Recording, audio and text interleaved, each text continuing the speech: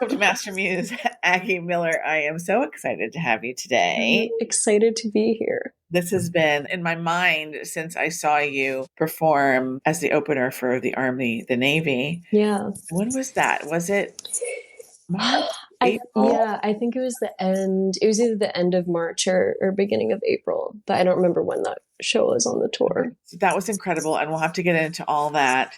But let's rewind it to the very beginning because it's where Yeah. I'd like to start. Tell me about your relationship with music. What was happening in your household? Was anybody musical, playing Yeah. instruments, or was it just around growing up? Yeah. It's a good question. My whole family is really musical. My mom is a singer and a writer. Um, and she's, I think, no, it's okay. I think my mom is kind of more of a country song writer than I am. But she's a great writer. My dad also writes songs, and his dad wrote songs professionally. He was a songwriter around in like the 60s and 70s. So yeah, it's definitely in my family. My mom, I think, is the singer though that I kind of take after the most. Um, yeah.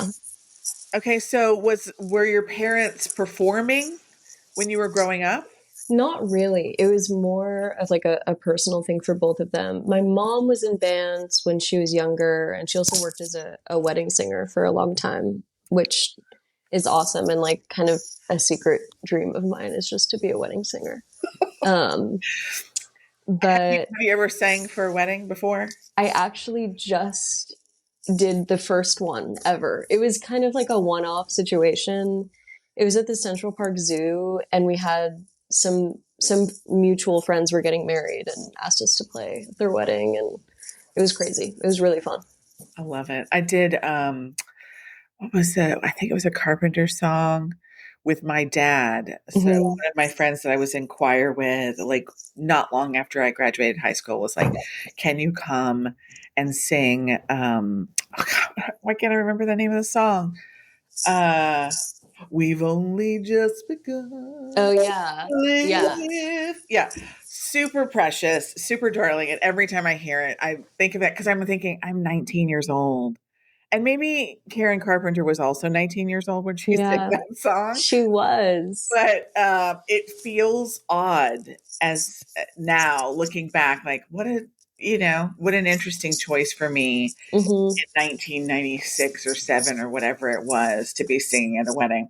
Yeah, But it is a special kind of thing. I do yeah, find that people that do like the band thing, the wedding band, that I'm like, that must be super fun. You just play all the songs that everybody loves to dance to. yeah. And That was kind of what we did at this wedding, which was great. I would definitely do it again. I'm a fan.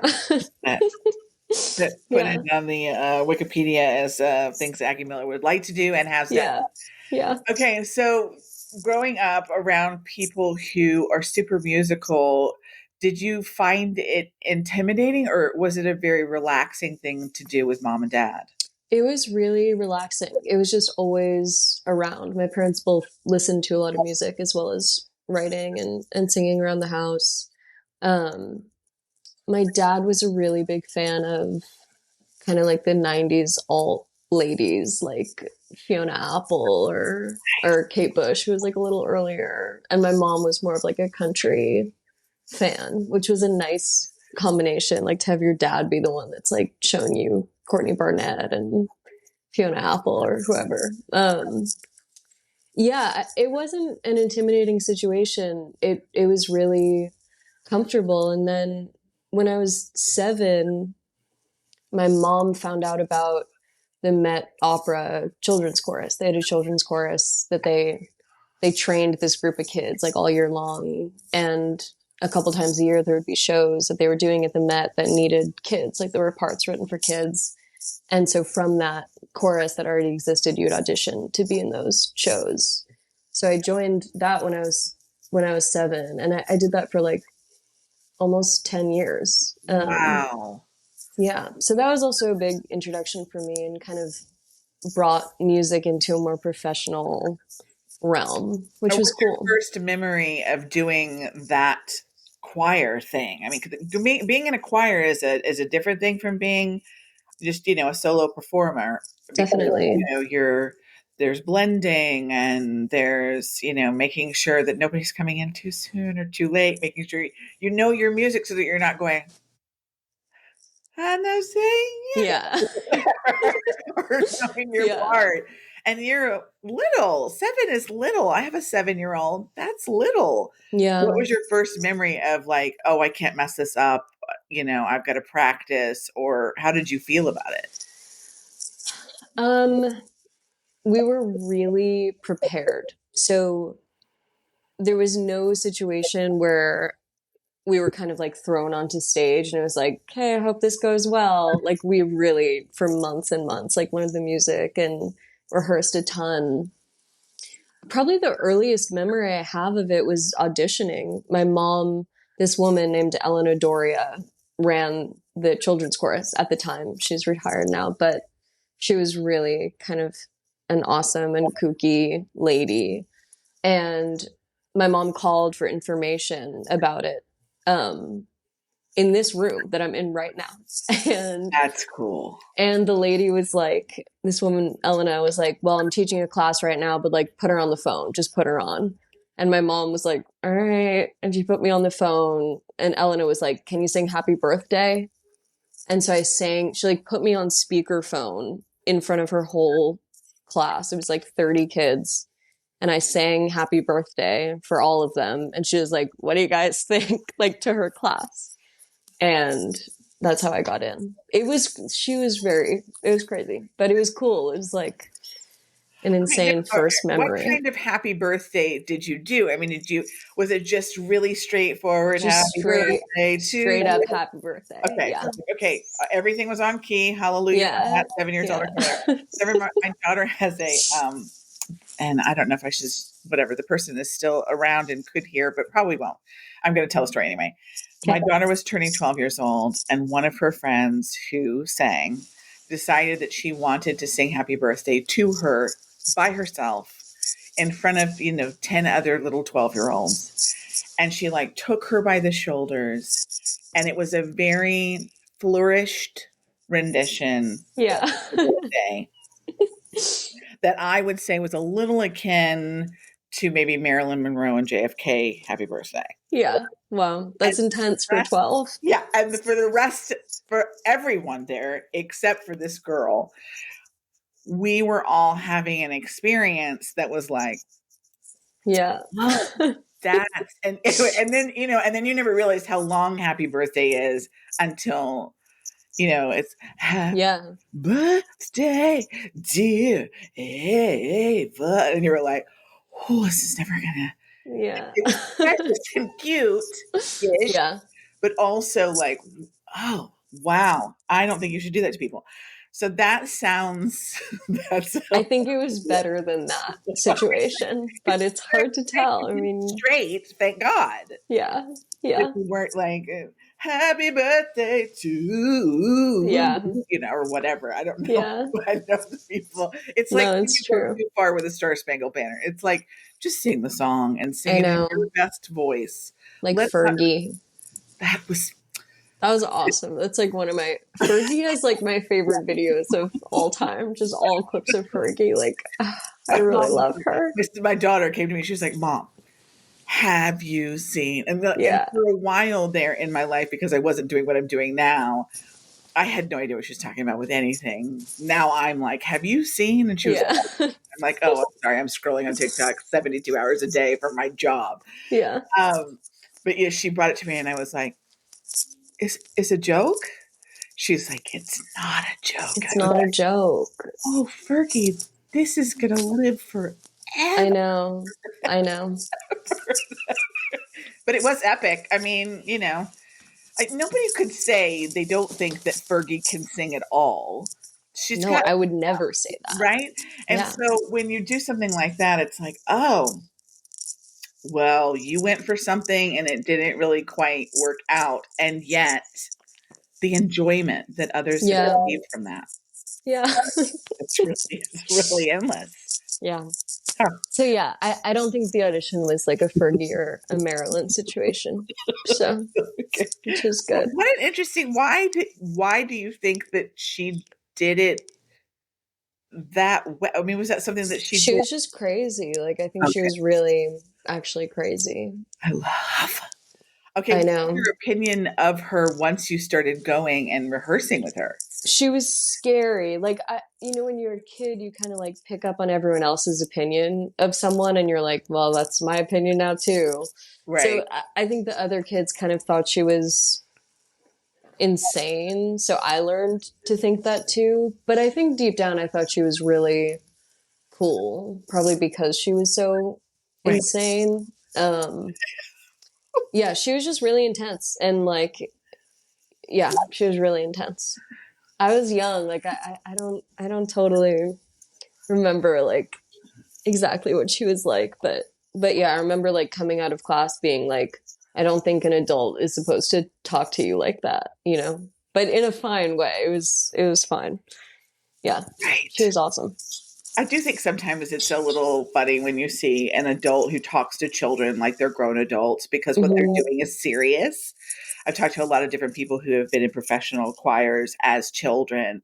And I mean, you can't be just mucking around. You do have to take it seriously. And so I imagine that there's some of that.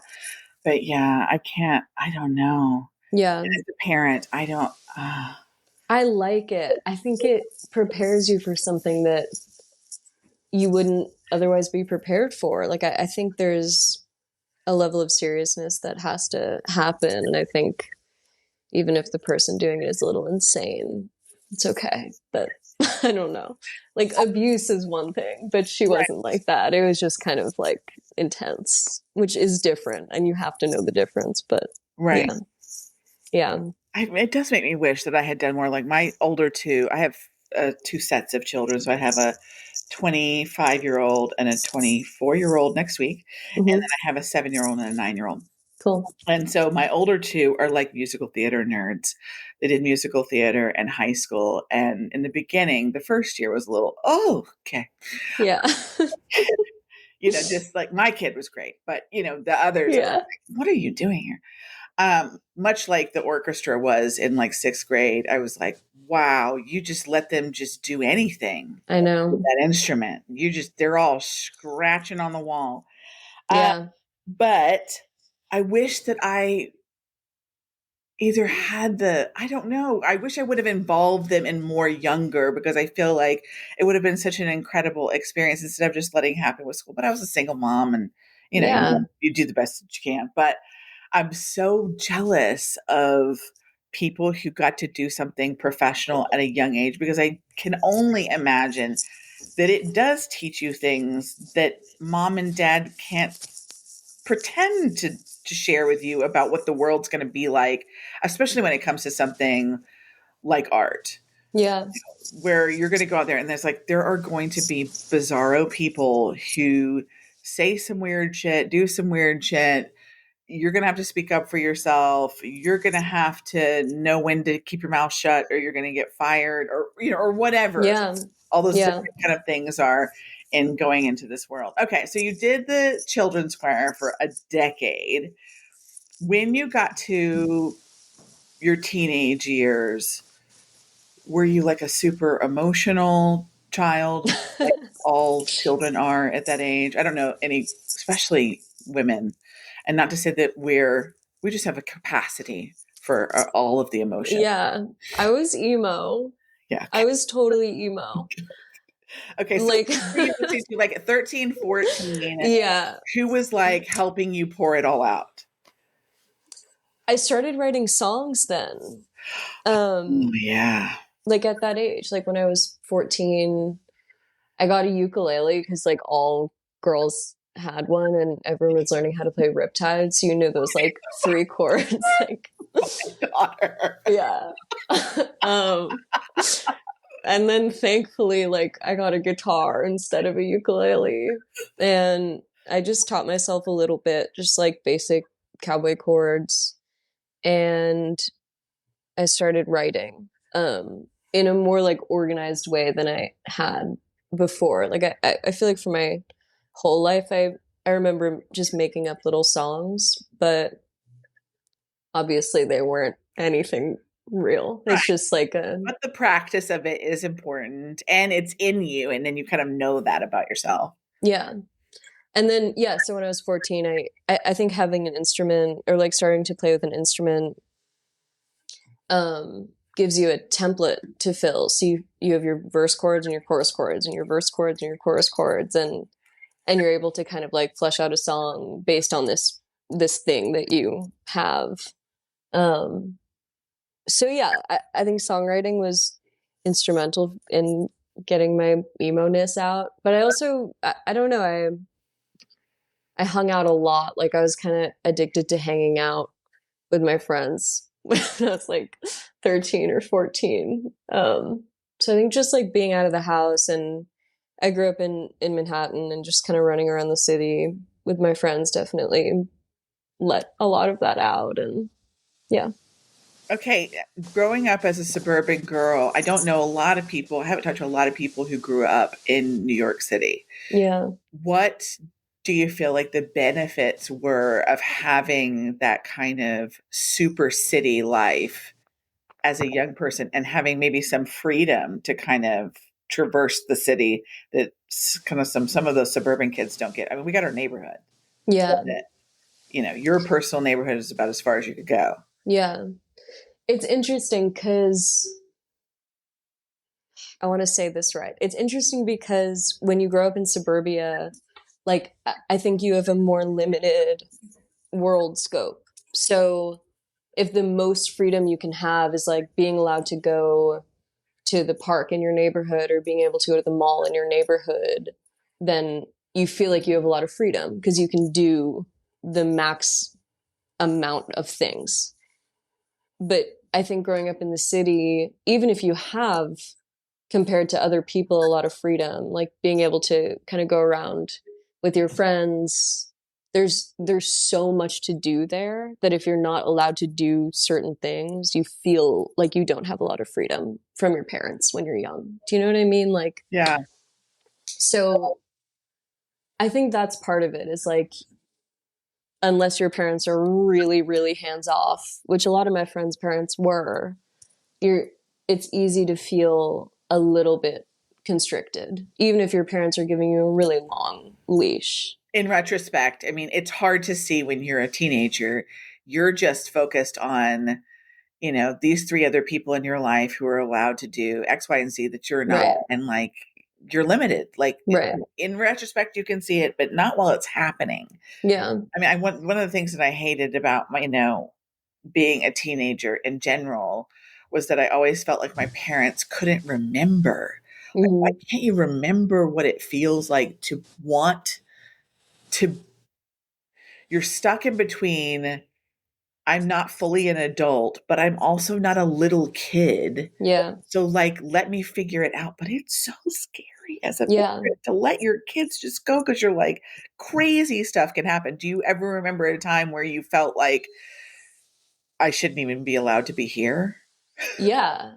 But in those situations, like I wasn't allowed to be there and I just was anyway, like To so be fair, it wasn't on the list. yeah, yeah, yeah. But I think part of that kind of like uh feeling kind of constricted by your parents. I mean, I don't know. I think that kind of like long leash, short leash thing, or like, why can't you remember how it feels? Like, that's true for suburban kids and for kids growing up in a Right. city. But I think for kids growing up in a city, you're like, I'm seeing this stuff anyway. Like, I'm exposed to all the things that are adults are exposed to just by like riding the subway every day. So it's weird to draw the line between like what you think I shouldn't be able to do and like what's happening to me anyway, just because we live here. Right. Yeah. Okay, will you stay in a big city or for the rest of your life, or will you stay in New York for the rest of your life, or do you want No. like a feeling of like take me to the countryside, a little tiny house on a hill where everybody knows Yes. everybody? Like there's a fantasy for that where you walk in the store and they're like, Aggie, oh my God, how's it going? And Yeah, you're like, hi, definitely. Molly. Yeah, I definitely have that. I've had that a little bit in my life.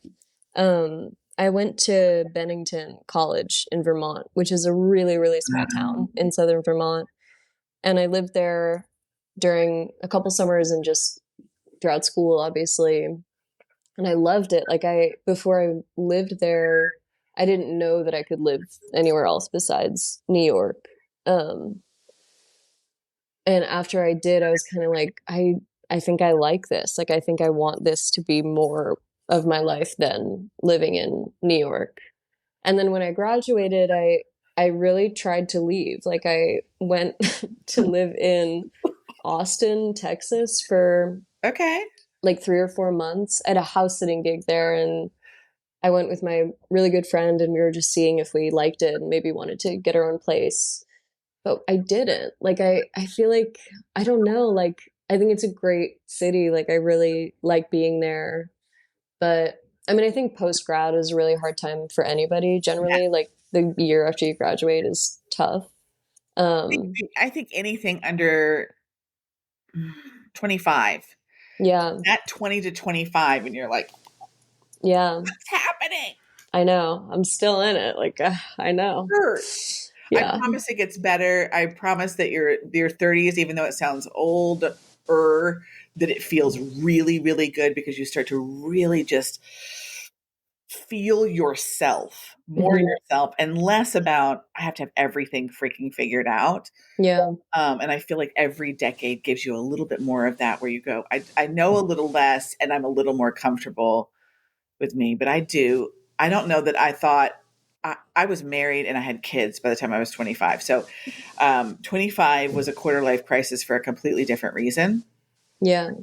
But I look at my daughter who's 25 and I go, yeah, I guess I kind of did the same thing, but I was doing it with a husband and children. Yeah. And you're just out there going, well, oh, I don't even know how I'm ever going to live on my own. And life's so expensive. What am I supposed to be doing? And I'm like, I don't think you're supposed to be doing anything but just like trying shit and just being out and mess it up and start over and fail epically and with grace, meaning Yeah. give grace to yourself because you failed. It's totally fine. You don't have to. We have some time. Yeah. It's so Yeah. great. The time is. I mean, we don't have infinite time, and that it's a double edged sword. Whatever. But it's a great time. Yeah. It is I very like it. I mean, I'm excited to get older and kind of have more of a sense of where I want to be living and like what I yeah. want my day to day to look like. But I also like this kind of exploratory, like young time. It's cool. I'm excited for both. Okay. um, So once yeah. you were in Vermont and you post grad, okay, you did the Austin, Texas thing. While you were in school, what did you go to school for? Did you go to school for music? Um, no, Bennington is a very liberal arts school. So you take the classes that you are interested in and you get a general BA degree. So Nice. yeah, it's a great school. I really, really loved it. But I started my time there mostly doing theater. I went to an arts high school and I studied drama when I was there.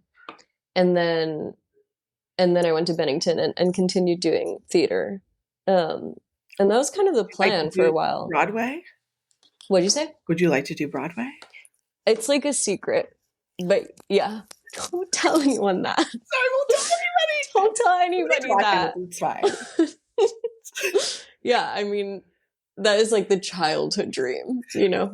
It would be cool to actualize that. Like every But time I see somebody who has, I remember watching you. Like my specific example is Wicked, right? With Ariana Grande talking about seeing Kristen Chenoweth, and going. I remember going, oh, practicing the song, feeling the feeling, wishing, and then to come full circle and end up doing this movie is like, yeah, um, yeah, it's super cool. it's you watch that, and to me, even though it's so far removed from anything that I am personally doing, it attaches itself to the dreams that I have, and go, come on, no, we're crazy not to think like anything is possible. You don't, Yeah. because Ariana Grande did not think that about herself. Yeah. Well, And she was a Broadway kid. Like she was on Broadway when she was really young. She was kind of always secretly a musical theater girl, which is awesome. She's just like me. and y'all are the same twinsies. Love it so much. Okay, so you were doing the musical theater stuff. I love that so much. What's your Yeah. favorite part about musical theater? I mean, when I was at Bennington, I was really just doing straight plays. But I do love musical theater. I don't know. I mean, I think honestly, like a lot of the newer stuff I don't love. Like I don't love the kind of pop direction that current musical theater is going in. But I'm a huge Sondheim fan. Like I love Sondheim. I feel like I learned a lot about songwriting from that kind of classic musical theater songbook. Um, I don't know. I think like there's a wittiness to lyrics that's like really important in musical theater that's less important in mainstream pop writing. Um, like I don't know, it's hard to explain. I feel like you like score more points of like, is this good or not? By like weird wordplay and how smart a song is. Like that's way more important in the musical theater realm than yeah, in mainstream music. That is But my I love favorite thing. The yeah, lyrics when you go, how did you even think to I know exactly what you're talking about, but how yeah. did you put that together? Wow. I mean, I thought about that a lot and thinking, is it reading more? Is it's a natural skill? It's a skill you can develop. Like, how do you feel about, I mean, I know that songwriting itself is a skill that you get better at with time, ideally. Hmm. But what do you think helps you be a better lyricist? I think I have one like piece of advice that I follow kind of generally. Like I always try to follow this.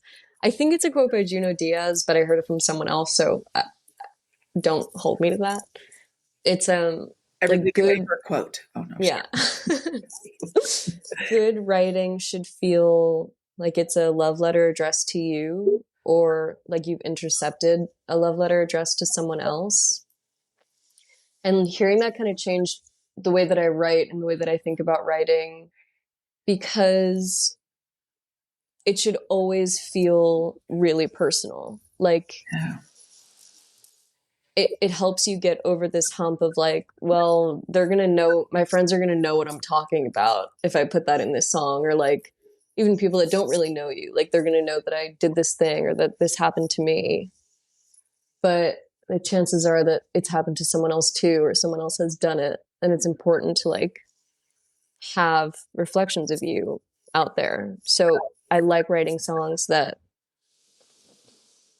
show these kind of like underbellies of character of me or of other people because the chances are like someone else feels the exact same way.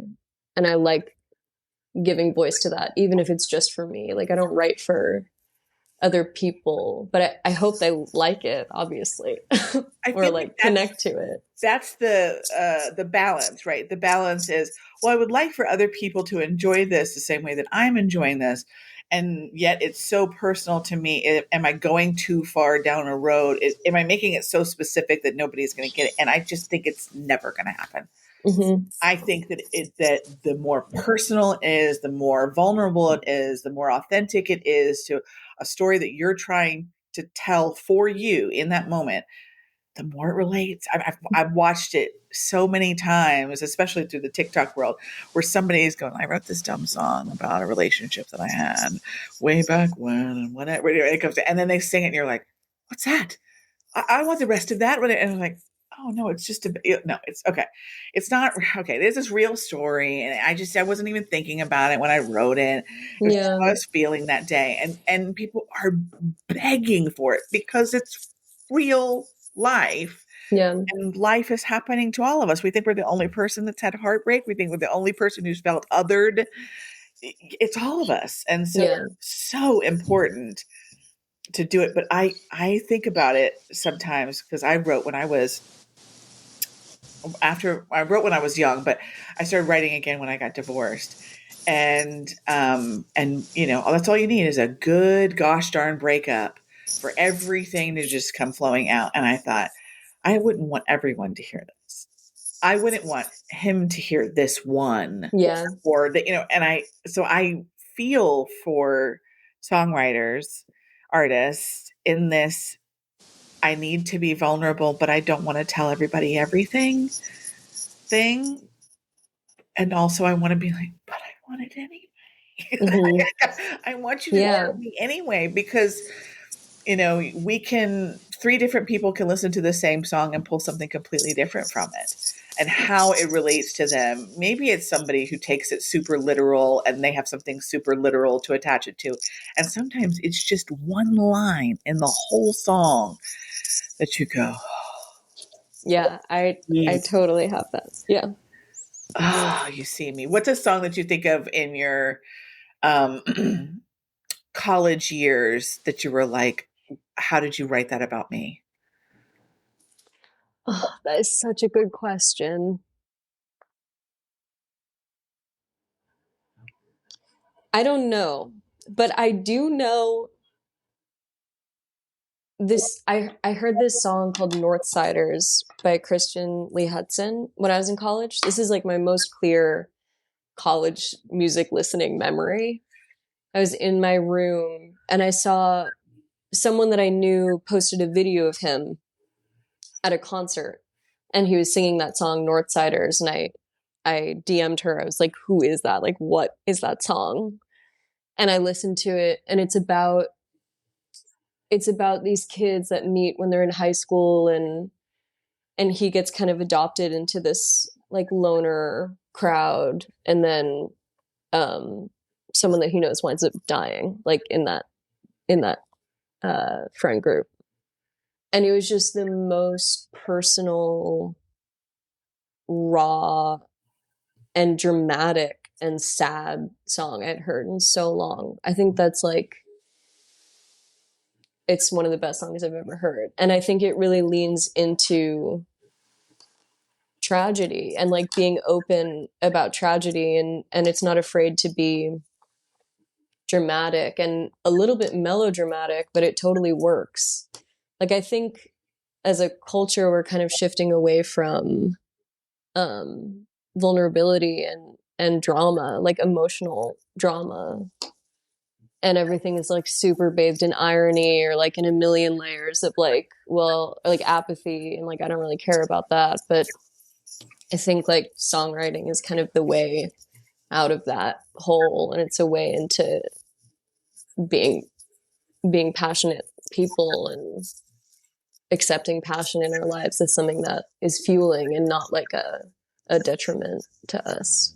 I kind of got off track, but No, I yeah, that love that. song And is I like, feel like that's why I love music so much, is because I feel like we can enter a space. I don't know what else takes you there. You think about watching a movie, and if it doesn't have the right soundtrack, you don't get all the way there. The yeah, actor can be so good. Their eyes are watering. They've got that furrow of the brow. Their body language is saying they're broken. But without Snow Patrol chasing cars in the background, you just yeah, don't get there in Grey's Anatomy. You're just not there, right? Like it's so I, I I say it to my roommate and I are real music nerds, and I don't know everything certainly, but I love it as much as I love breathing, and it would be just as detrimental to my livelihood if I didn't have music as if I couldn't breathe. And so we'll talk about how a song is like on our insides. I was like, I could feel it like climb inside of me when it's a really good song, and it's like touching. I don't know what inside, but it's like, it's pulling on something, and Yeah. it's amazing. And you can sit with a song, especially in sad times, and just let it pour over you like water, and kind of still allow you to feel, but maybe not as actively as having to Hmm. say to another person, "This is how." You just be like, A hundred "Listen." percent. Yeah. It's When you super can't, cathartic. when you can't even put it into words, or you don't even realize, oh, those are the words. Yeah. I think that's especially true when you're feeling really apathetic and kind of depressed. Like, I think it's really hard to express to someone what that feels like because you feel like so intensely nothing. And that is like such a hard thing to tell somebody. I think this song that describes that feeling the most to me is Last Words of a Shooting Star by Mitski. Like, that is like, that song is insane. It's that song. And I, the first time I heard, I mean, it was the whole album, Either Or by Elliott Smith, but the first time I heard Speed Trials, which is the first song in that album, I was really like depressed at that time in my life. And I didn't really have an outlet, and I had nothing, I had no music that kind of captured what I was feeling. It's like such a pretentious, like, thing to say, like, Elliott Smith understands me, but like, Oh, that I is so I like, think it's so real. yeah, yeah. But It's yeah, that so album relatable. is totally like that. It's Yeah. I, yeah. I want everyone to have a person that when they listen to their music, they go, how did you do that? Yeah. How did you get to the inside of me? And and the answer to that is to make sure that we've got artists who feel open. I mean, I still, we've got a long way to go of getting this right, so that artists can make money and a living, so they can do this, they can pour their heart and soul into it without draining their emotional capacity and threatening their mental health and just being poor. Yeah. It's hard. It doesn't do good stuff for those other things. I don't care what anybody says. It's hard to struggle to figure out how you're going to pay whatever and still have this deep freaking desire. I mean, like, one of the things that I'm struggling with right now is like, oh, we're doing this new podcast. Well, I want to be able to play music on it, and I have my keyboard, and I want to mess around on the keyboard. And I'm like, I think I need something for that, an audio interface or something. And I'm like, how much is that? Yeah. I'm like, oh, and I probably need this other thing so that I can make fun little noises. That would be cool. What's that thing called? I don't know. And Yeah. that costs some money. And you're like, can someone is there a billionaire out there that can just pass some money around I with know. some creatives and listen, we're going to make something so fun for you that Yeah. in your yacht, bored to death. Yeah. Pass I it know. around, buddy. I know. Yeah. Okay. Well, that was a No, I'm with you. I know. or get off your stupid yacht and stop eating your caviar I know. and pass it just a little bit of it around. Yeah. There's people out here that have amazing stuff to make for you, and they're having a hard time making it. Yeah. We should tell them. Yeah, I just don't understand. If I become a billionaire, I am not going to sit on my yacht and eat caviar. I'm going to be like scouring the internet. Like, one of my favorite things, this is kind of off topic, but not. Liam Payne, who was in One Direction, Hmm. just passed away last year. The thing that he was doing the night that he passed away was going on GoFundMe's and fulfilling the request of children who were sick, fulfilling the Wow. amount that they requested on their GoFundMe. It's like, that's what you should be doing with your money. It's finding people who are in need. It doesn't have to be GoFundMe or whatever. That's not the point is that he wasn't just, how can I blow this in the bit, Yeah, whatever. How can I have a $50,000 pair of pants? It's like, pants don't cost 50,000. I can't understand that. I know, I I have a know, hard time understanding luxury that way. I go, it's still a good pair of pants. How good it was, the pants are grabbing my ass and doing can't talk about things while I'm walking and no one knows. They're I not know. much. It's fabric with some You thread. should you should invent those pants. It would make you a billionaire. We all need those pants because then we wouldn't have to be in relationships, and that would also affect the music industry. It'd be like, It's true. my poor sad. Then we'd be writing songs about our sad pair of pants that died on us that we didn't couldn't afford to replace It them. would be bad music. Really bad. It's like EDM. Okay, I don't know how I got off of just such a bizarre tangent. Oh gracious. Yeah, there's ways that I've decided I'm gonna fix the world, and I'm gonna start with massaging pants. I think the pants are good. Yeah. It's a good start. Like, I'm gonna be on Shark Tank and be like, Yeah. I know that girl. We talked Yeah. about this on an interview. Like, I'm sorry, what? Where's my cut? Okay. Oh, where were we? We were graduating college. We went to Austin. Austin didn't Mhm. feel like home. You came back to New York after Yeah. that. Yeah. Okay. So what's the plan at this point? Had you decided you were going to do music yet? Yeah. So I started working on my first album, which is out. You're In self-titled. yeah, in 2019 with um a mutual friend that I met through Bennington. He had gone to Bennington. His name is Teddy O'Mara. He had gone to Bennington. We had a little bit of overlap, but we didn't know each other there. But we had mutual friends, and I knew he produced music, and we connected and started working together. But he, over the next like 4 years, obviously COVID happened, and he was touring with another band, and it was hard to like find like big stretches of time to just work on it. So originally it was going to be like 3 songs. We were going to do an EP together, and that was going to be it. But we just kind of became friends. And obviously, you can write a lot of songs in the span of like 4 years, and some of them will be ones that you want to put out. So I'd bring him the ones that I thought were good enough to release, and we would wind up recording those as well.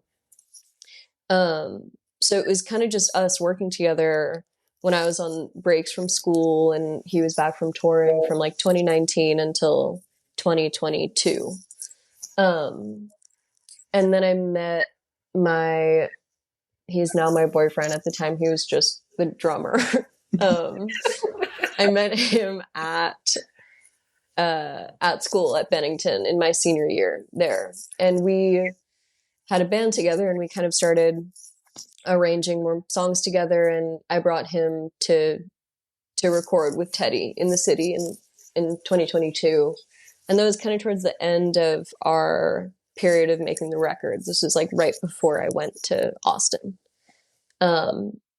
And yeah, so it was kind of like the 3 of us started working together as a little unit on a bunch of the songs that wound up on the record. And then I went to Austin, and then I came back to New York because I knew I wanted to do music, and I knew I wanted to play out and have a band, and I had no network in Austin. I just didn't know anybody, which happens when you move to a place where you don't know anybody. That's Right. what's going to happen. Right. But I knew people in New York, and Teddy was there, and Harry, who's the drummer, was there, and I knew I could find other people to be playing with, and I knew I had other people that were already in the music scene that I could kind of hop onto their bill or just ask to play with them or just go to their shows. So that's why I moved back to New York. And that was like 2023. And then we released, Post-pandemic. yeah. And then we released the album in 2024. and Track, started, not three. yeah, Yeah. yeah, yeah. And we started playing it out with our band that we put together. And How did that feel? What does it feel like? it felt great. I mean, it felt like,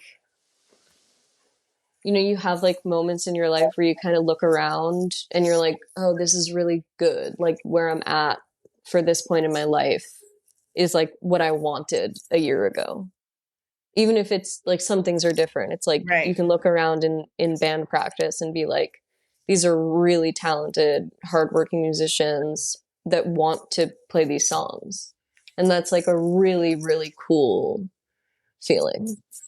Oh, I can only imagine. I love to It's hear it. I just cool. like to hear the feeling post, especially post an album when you get out there and you start sharing it with people more than, hey, listen to, I just put it out and do whatever. But you're getting a live reaction, Yeah. and I just love the idea of it. Yeah. Like I like to imagine, like standing on the stage at Wembley and just hearing the roar, Yeah. but just the roar mostly, and then just walking back off of the stage, and then when Right. you come on, do the thing. Yeah. I was going to walk out there and just like get them all hyped up and be like, Yeah. all right, now the real person, here they are, and Yeah. Well, you can open for us when we do it. I'll just go That's out and right. listen, Yeah. you guys are ready for this? Get all your emotional feels, relax, relinquish, recoil. Yeah. Everybody as happy as they want to be. Yeah.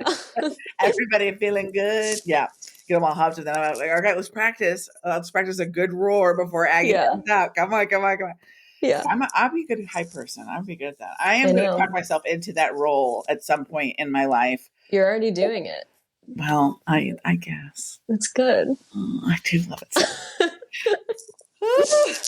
It's my favorite thing. You're the first person that I have convinced from one of the shows Hmm. on the podcast. I mean, I'm always like, this is so weird and so crazy, and I'm like, I get all in my head about it, and I'm like, Heather, just you're literally saying, hey, would you like some free promo and like a Yeah. super fun, silly conversation? Yeah. Just right. This is fun. Like yeah, it's super fun. It's like it's so easy. It's the same as if we were sitting down and having coffee, but we don't have donuts or anything fun to snack on.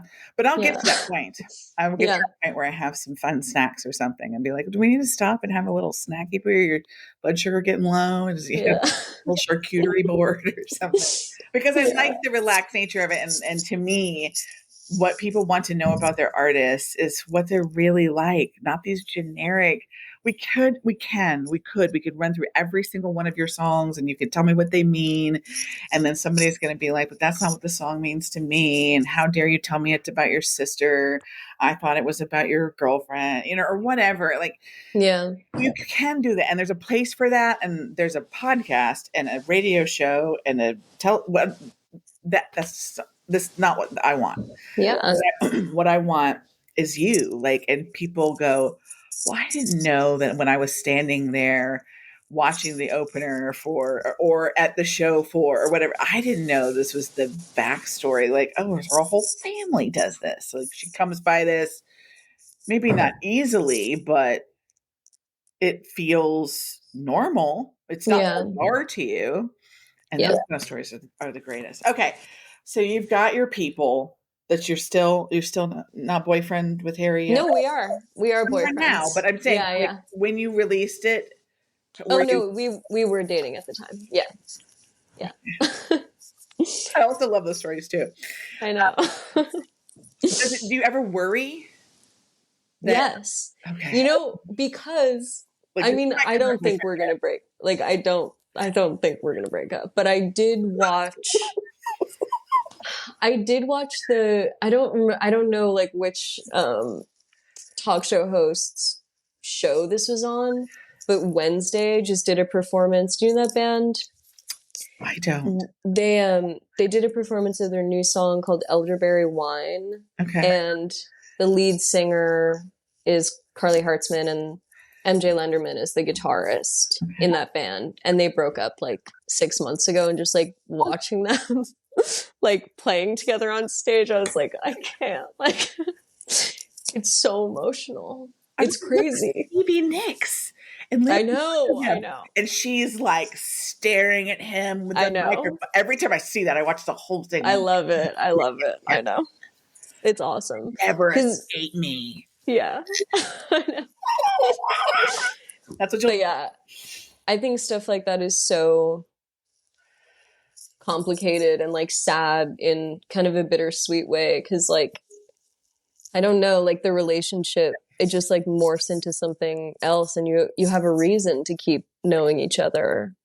And that's way more sad to me than something doesn't work out with someone, and then you don't really talk to each other anymore because the relationship's over, you know? Yeah. Yeah. Have children with somebody. Oh. Yeah. And then you're like, we're Right. That's the another ball reason to game. still talk to no. Yeah. Yeah. Yay! That's so great.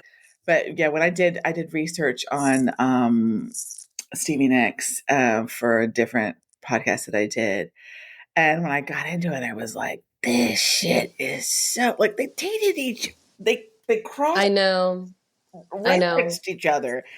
I was like, that is, but how do you not? You're on the road, you're around each other all the time. Everybody knows all the, you know, the idiosyncrasies of each other. I And know. somebody's like, sorry about what happened with Lindsay, but, Yeah. you know, you get a little too drunk or a little too high or a little too whatever. And then you're like, woo, what did we, oh shit, what did we do? Yeah. And then it's this, Yeah. my favorite thing about her, and this is not a an ad for cocaine, Hmm. but was that she talked about she never went anywhere without a gram of cocaine in her boot, and I was just like, oh, Yeah. so Yeah. okay, and okay, I'm just like it's just such a different world. Yeah. I couldn't Totally. even imagine, and she just said it so casually that I was like, oh. Yeah.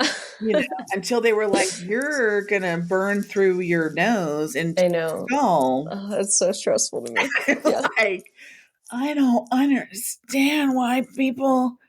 I don't. You know, I care. Yeah. I'm too vain to do drugs. That's the truth of it. My Yeah. vanity doesn't allow it. Um, it's amazing that I ever had alcohol because that also is not good for the good. It's not always a great look, you know. Uh, Yeah. but yeah, okay, another. No, it's I think true. I'm doing it Yeah. going at a thing when I start going on a lot of extra. Just I'll have to take all of this out. I like Get them. back to the thing. Oh my lord! But I do have it. Yeah, I'm having a good time. Me Um, too. okay, so okay, so we put out the EP, the self-titled debut album of Aggie Miller with the boyfriend Harry, and what's the other Mm. guy's name? Teddy. And Teddy and Harry. It's so cute. Teddy, Harry, and Aggie. I love it. Okay, and so we're going about trying out the album, getting a good reception. I know that you were. I was so amazed at you as as an opener for the Army, the Navy. I was like, Thank you. let me just say, when I found out about the Army and the Navy, I found out from somebody else, another person that I interviewed, Michaelan Hay, who is a Canadian artist. Um, she told me about them, and she was like, "I think you'll really like them. Their harmonies are ridiculous. Yeah, they are. It will make you sob and be excited and all the things." And I went and listened to him, and I was listening to it in the car. I was like, "Oh yeah, I remember how Michaelan said I should check out the Army, the Navy." And my course daughter was like, "You don't know who they are." I'm like, I don't. I can't know everything. Yeah. Anyway, and so I listened to what is it, Clementine and and Oh, persimmon. persimmon Clementine. Yeah, yeah. Yeah, God forgive They're me. similar. Bless me. That's going to be a Citrus. really great little clip. Remember the one they did called Nectarine? Persimmon, and then something. Is there one about Vienna? Yeah. Okay, Vienna. it's Vienna. Okay. That's right. Okay. So yeah, memorize the names really good. Whatever, I can play them on the piano. I know. I'm not great with lyrics and titles, and I can't even do band names half the time, which is a good thing that I'm doing this particular job. Anyway, But I thought to myself, I said to my roommate Anne, I said, who do you think is going to open for them? Because like they're so talented. Yeah. You can't just come out there and just be like, you know, and it would just be like, Yeah. oh, yeah, okay. But I was so impressed. I feel like your voice has a very almost haunting tone to it. Thanks. It is uh it's less like silk and more like velvet. It's just a smoothness to it and a lilting. I don't know. I do really weird words when I'm describing things, but That's I good. really, really enjoyed the tone of your voice, and your songs were beautiful. And I was like, this is so impressive for someone who's opening for this other band who people know, and they're so well known for their harmonies and how and I had no idea what kind of performers they were. And I was like, this is like a visual dream. Like this is with the which one is Sasha and which Sasha. yeah, okay. Sasha has like long dark hair. Yes, yes. And she Yeah, was all with her hands and the thing. I was like, I this know. is amazing. This is Yeah, they're so both incredible. Yeah. okay, so tell me about, and I don't know if we're even at the point where you would be opening for them, but I want to know about how that happened and what that kind of experiences were like. And you can kind of tell me what tour experience is like with other people and by yourself if you want as well. Yeah. But I'm interested in how that That happened. was my first tour. That was my first big tour. It was the best thing ever. Um, I had done I had done some like mini touring, just like kind of on the East Coast and a little bit in the Midwest with this other band that I'm good friends with called Surgeon General. And we, but it was small. It was just kind of like self booked and it wasn't a huge tour. But that tour I played with my band. So this was the first, honestly, like the first shows that we had the lineup that we had on the tour. Me and Emma, who usually plays bass in my band, played viola and sang with me. Um, and I'm not a super confident guitar player, and that was a really big thing to kind of overcome and like know that I had to do this thing and be like, well, hopefully this is fine. But I It was practiced and fine. It was great. I can attest. We were both so incredibly in thanks. awe of you. Thank you. Yeah. So it wound up really working out. And I think the Army and the Navy's audiences were really responsive to our sound and our songs. And they're incredible fans. Like they're incredible. Um, how I got hooked up with that tour is Sasha and I know each other. Um, and we met in kind of a weird way. She had been, I don't know if I can say, she had been dating someone that I went to high school with at college. And the person that she was dating brought her home to New York when they were together for like a Christmas break or something. And Sasha and I met at a party that my high school friend brought her to. It was just kind of like a everyone's home, like let's have a Right. party. And we just really hit it off. And this was like 5 years ago. Yeah, like 5, maybe even 6 years ago. And we just kind of stayed in touch and really liked each other. And I knew she was releasing music and she knew I was releasing music. And I think she showed it to Maya and they just both liked it. And we were kind of like Instagram friends. And then I knew they had kind of been touring and like really picked up on TikTok. And it was awesome. It was like so cool to see that happen for someone that I just kind of knew. And they did a bunch of tours and opening slots. And then when it was time for them to do their first headline tour, they just emailed me about it. I was at work. I work at a stuffed animal company and I was like sitting like dressing a doll and I like checked my phone and it was like, hey, do you want to come in this huge like national tour with us? I was like, yes, like yes. So it was really, what did you do about work? Did you like go on a yeah, extended break or you all go, the jobs that I have are freelance jobs. Like I just kind of gig economy, which is tough, but it makes musician life yeah. easier. Um, yeah, so yeah, all the jobs that I have, I can just kind of like pick up and leave if I need to, which is great. Um, yeah, so You say, that's how I okay, what got. did you say to yourself? You're after you saw it, okay, and you're at work, whatever, and you get home, and before you go to bed that night, Mhm. surely it was like, yes, sure, we'll do details later. What were you saying to yourself, and what were your expectations or thoughts about what it might be like? I was scared. There were a couple things. Like one, I was like, this is exactly how it happens. Like you just get. I mean, being a musician is like a weird. Um, it can have a really weird path to success. Like you can have these little victories, and then like nothing happens for years.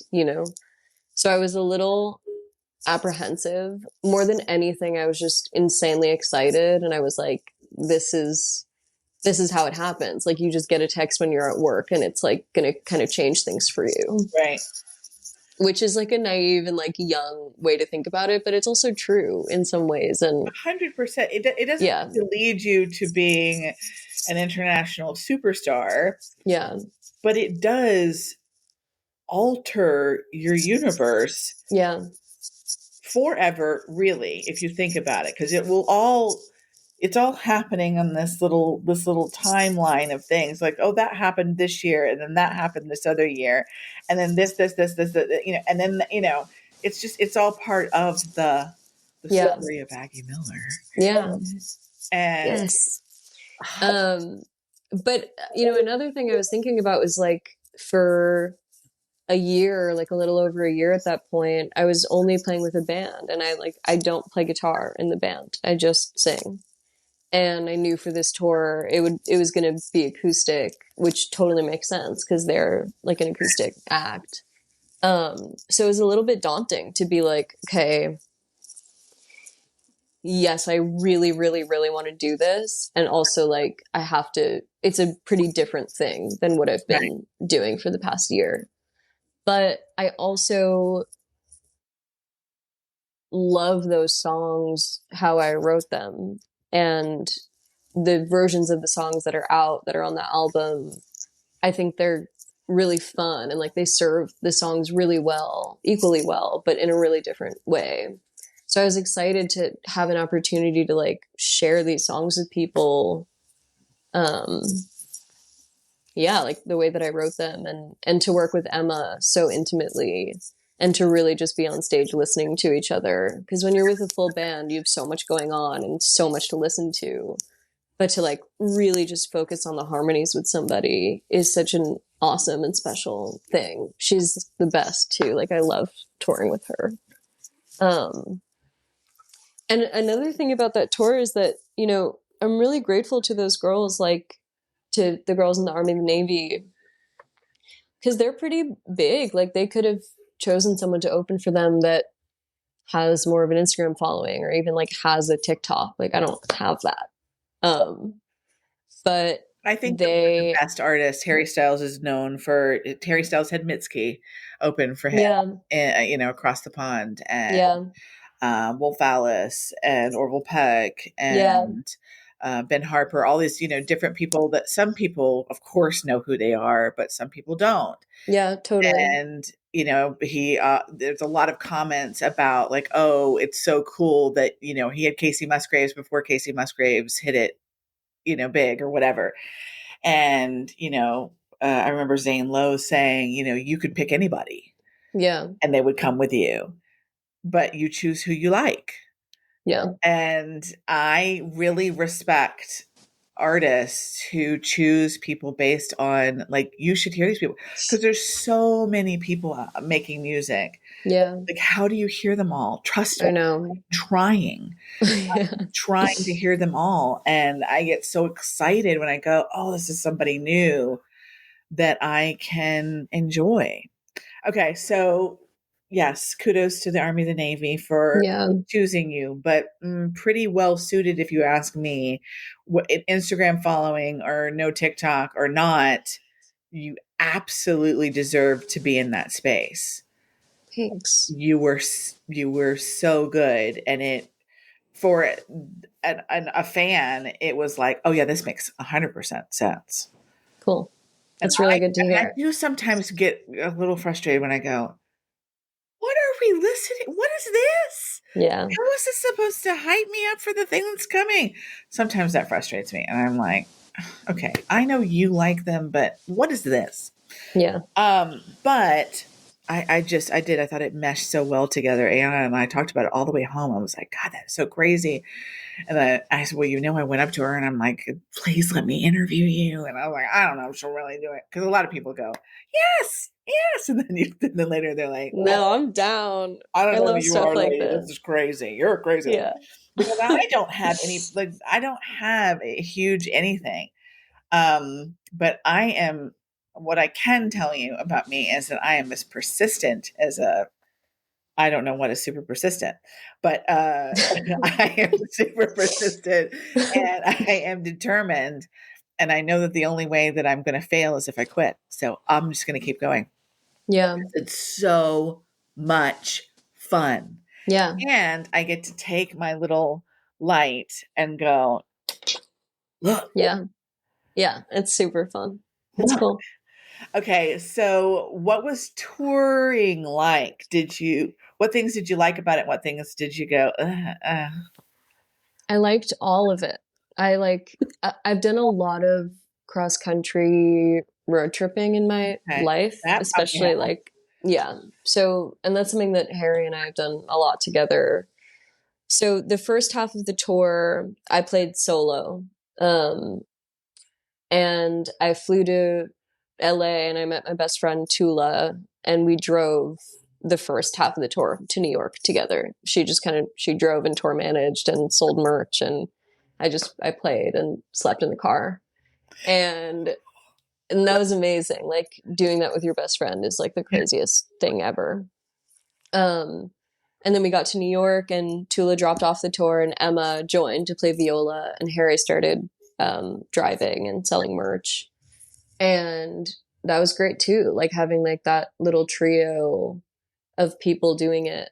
I don't know, like the whole thing just made me realize how lucky I am to be surrounded by the people I'm surrounded by and everyone's so go with the flow and chill and just like down to like make things work. Like if there's a problem, like you just fix it. Like you just figure it out, you know? Um it was like to be totally honest, it was a pretty easy tour for us. Like I think obviously we didn't book it and we didn't plan it. So we just kind of had to show up like when we were told to. And we had a super light load of gear. It was just an acoustic guitar and a viola.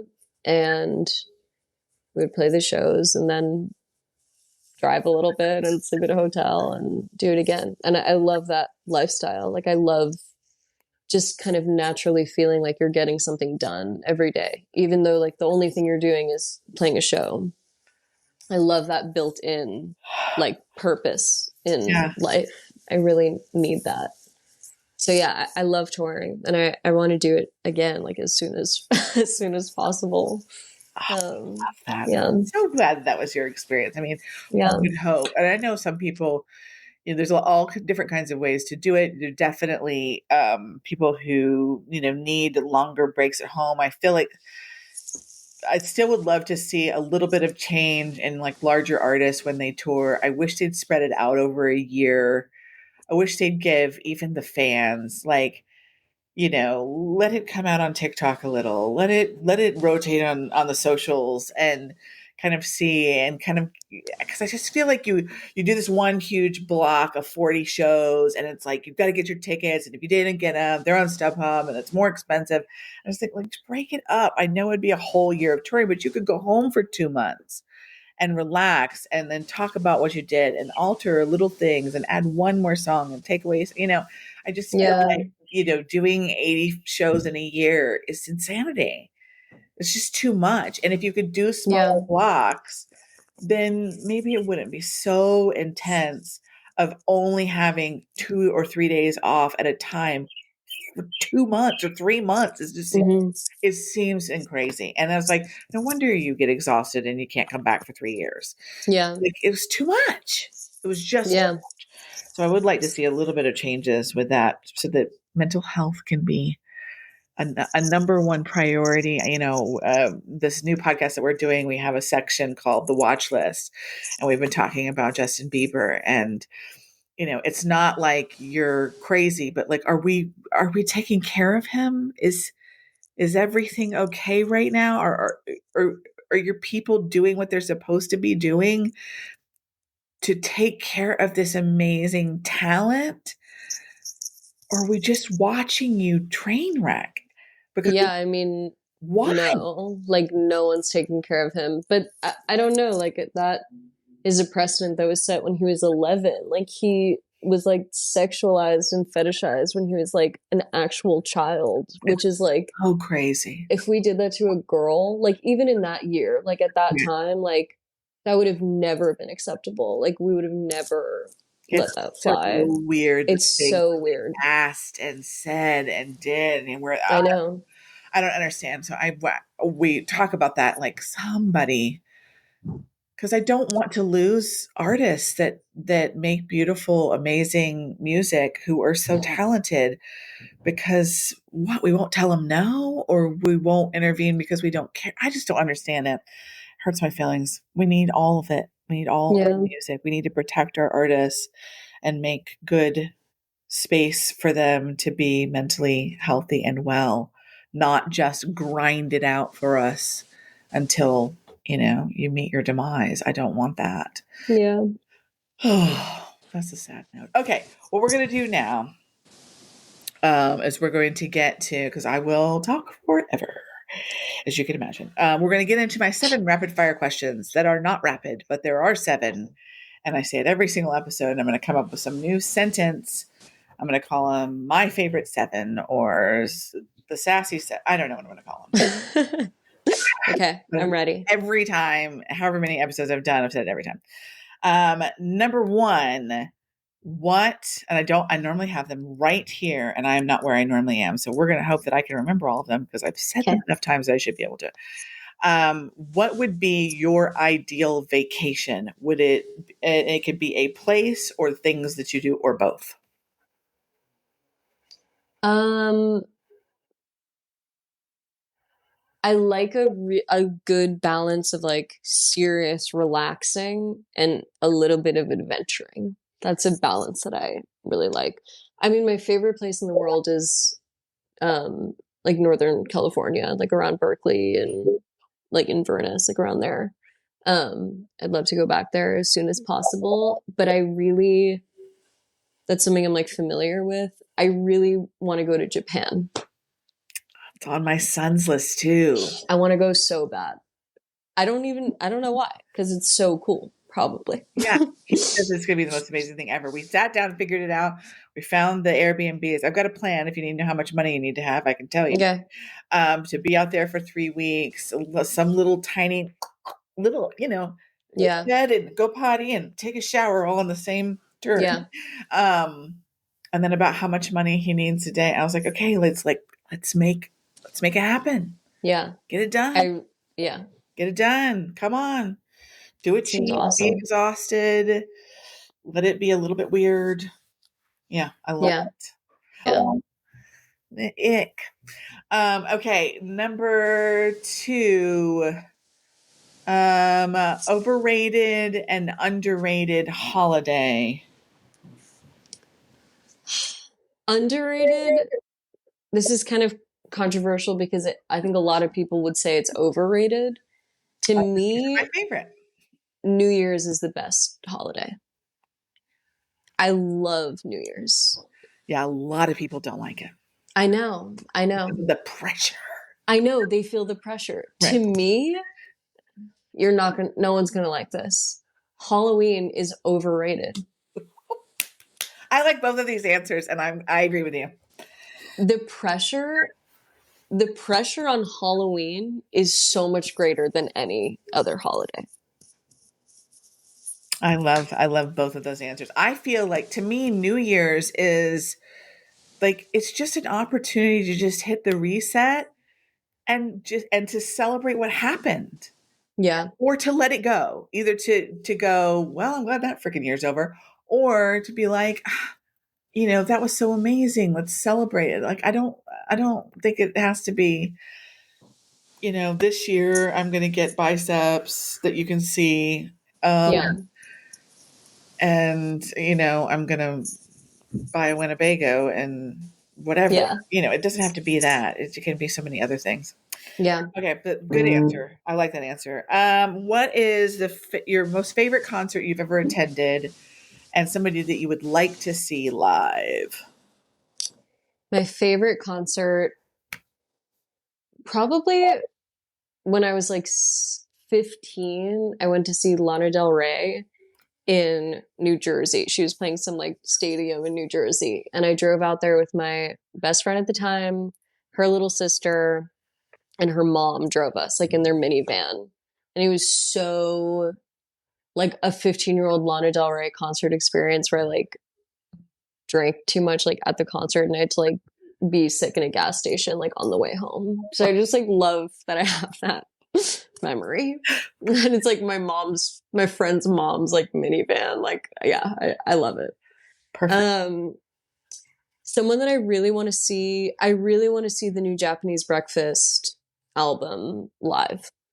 I think they're doing a crazy live show right now. I've seen photos of it. I don't know if they're continuing that show for like the rest of the tour in the future, but yeah, I think that would be a crazy live show to see. I would love to see that. Okay. What is the kindest thing anyone has ever said or done for you?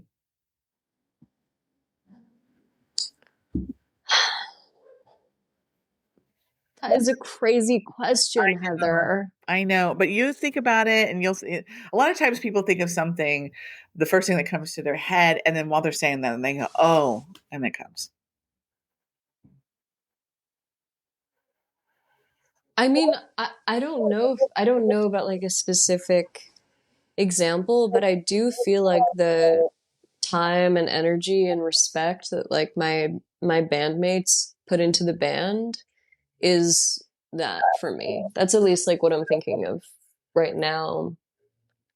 They have no reason to be there other than like they like it. You know what I mean? And they like respect the music and like believe in the songs, and I think we really believe in each other.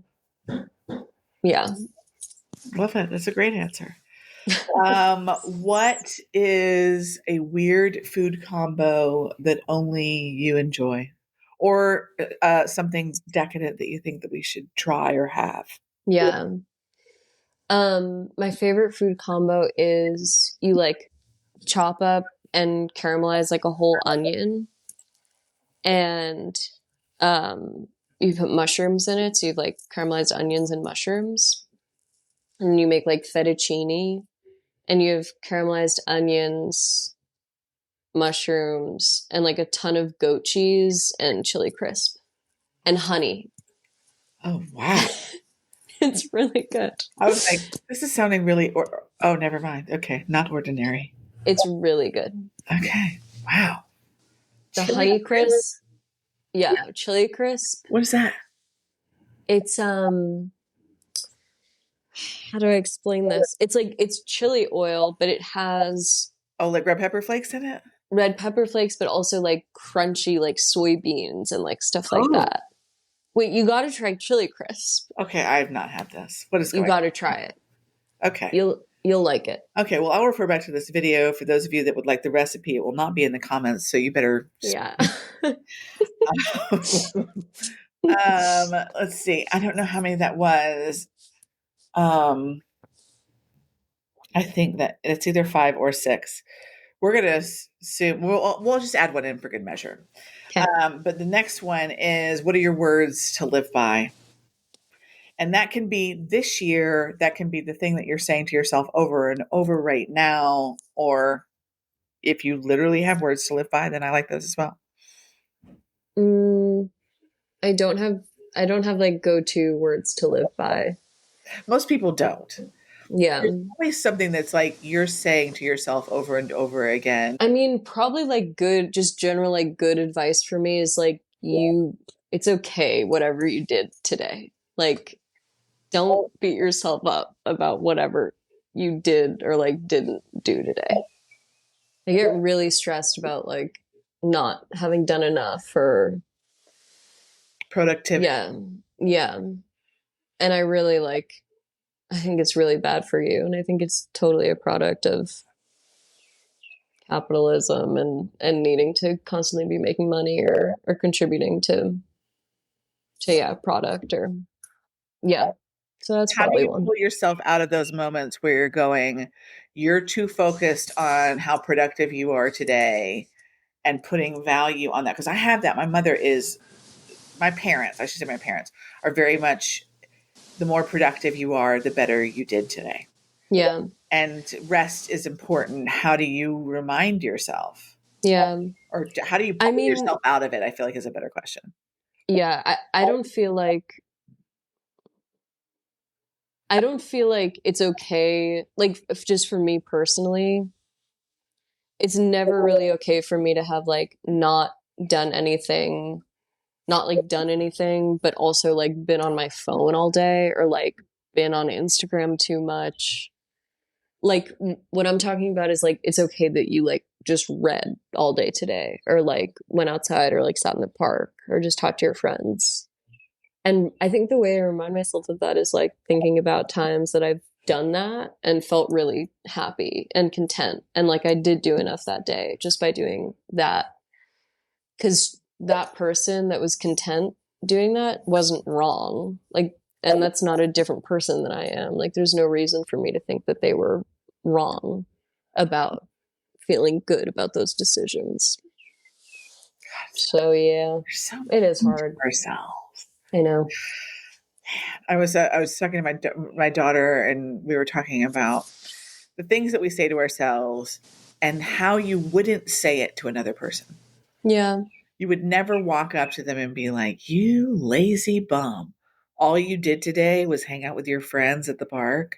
yeah, Wow. Well, let me tell you what I did. We would never. I mean, maybe there yeah, are people out there that are doing that, and maybe that's part of the reason why we feel like we're not being productive enough. There's that, but um, we wouldn't do that for the people that are hardest on themselves the most. We don't do that to other people. So yeah, I like the idea of like just let's just try to be a little kinder to ourselves.